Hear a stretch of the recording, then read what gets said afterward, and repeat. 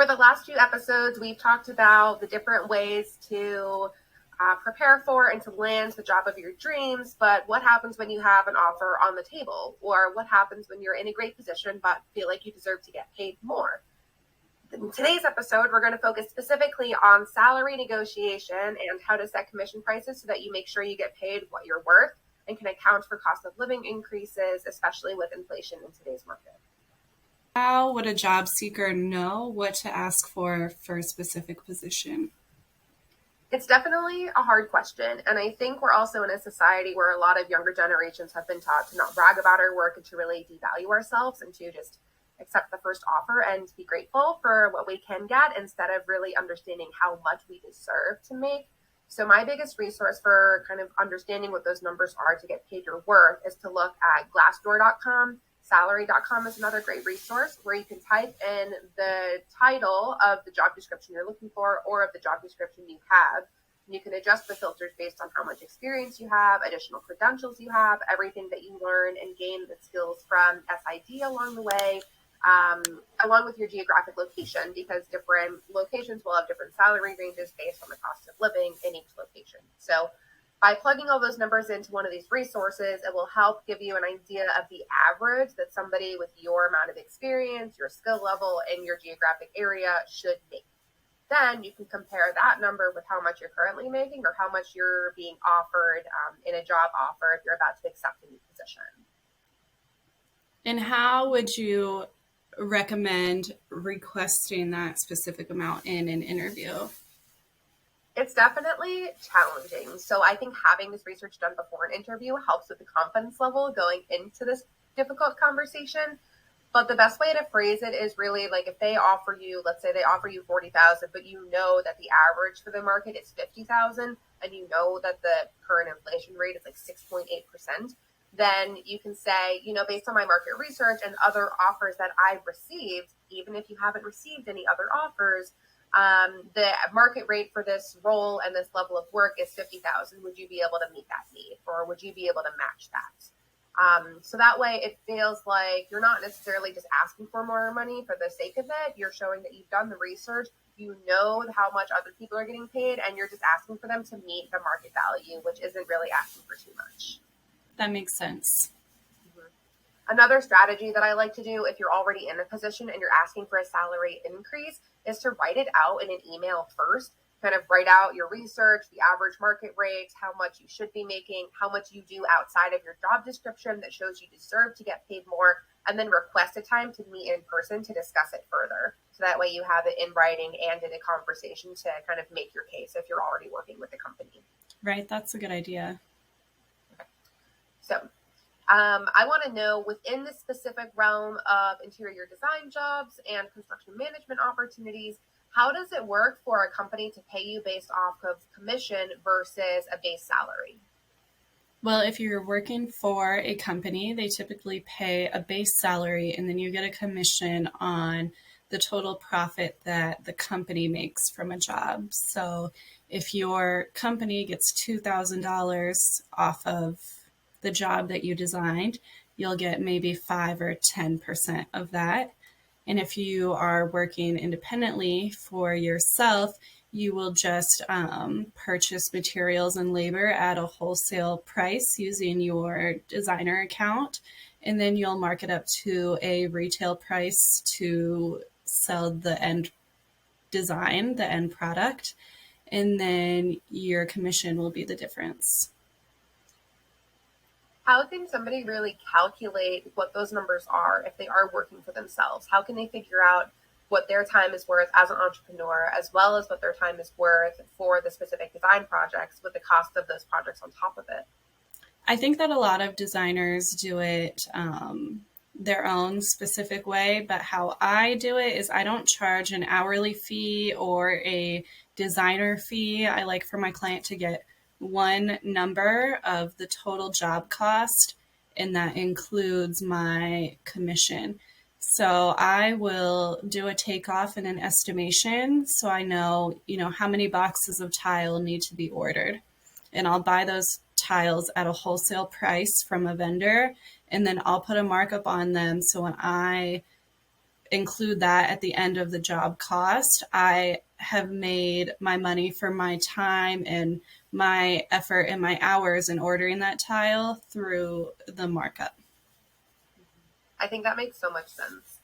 And I'm curious to know too, as somebody who has run their own businesses, and this is something that I've experienced too in running AOK Resumes, do you feel like your clients have taken you more seriously when you've had very set rates on your commission, on your projects, that they know what to expect and they know they're paying for a quality service?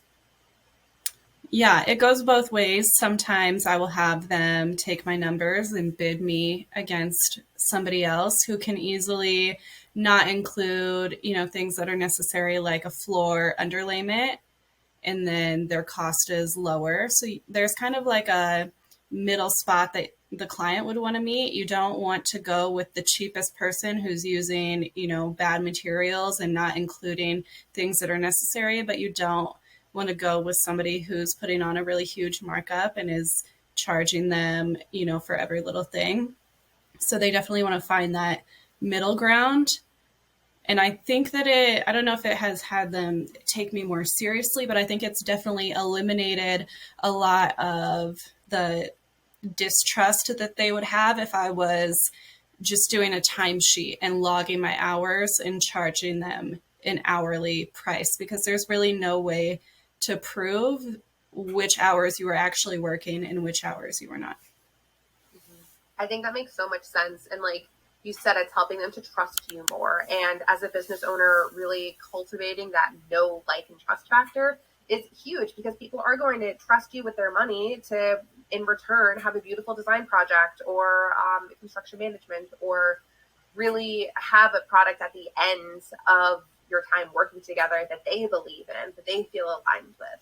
So it makes sense for them to really want to put their trust in you throughout that process, and to not really worry, oh, well, what is she doing on the side? Is she spending her time wisely? Like, you're essentially guaranteeing that you are.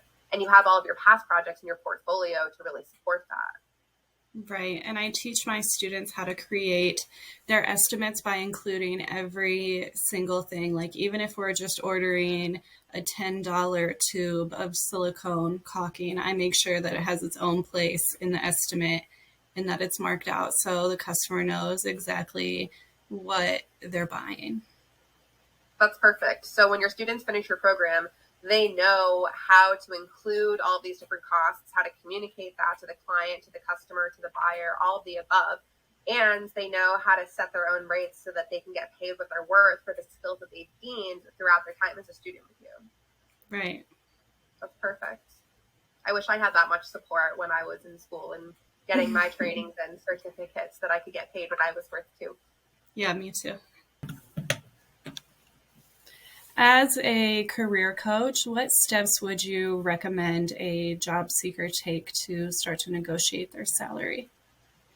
So I would recommend 3 main steps. Number 1 is to do your research, like we said at the beginning. Identify what the market value is for the skills that you would bring to a company, what the average pay is, and how much you could be making compared to what you're currently making or what the offer is at hand. Number 2 is to make a list. I call it an evidence bank. And this is going to show all of the ways in which you go above and beyond to do work outside of your job description if you're at a current company and looking for a pay increase or a promotion, as well as what additional skills, certifications, and credentials are you bringing with you to a company that would outcompete another applicant. For example, I am bilingual, and being bilingual, I'm able to communicate with a whole other population of people than somebody who only speaks English. So this is a skill that I would bring with me to a job offer, a negotiation, an interview, and ask to get paid more for, because it's something that sets me apart and that's going to contribute to the overall success and growth of the company. So make a list of those skills, of those credentials, of those backgrounds, many of which you'll have after graduating through one of SID's programs, which is awesome. So that all goes in your evidence bank. And then that's what's going to help you make your argument. And your third step is to either write out an argument, write out a letter describing the research you've done, why you deserve to get paid more, and ask for that exact amount and stand by it. Worst case scenario, they're going to say either no, or they'll offer you less than what you're asking for. So it also doesn't hurt to kind of take that median range of the market of what you think you should be making, ask for a little bit more than that. So if they give you less, you're still going to be making the median range instead of something lower.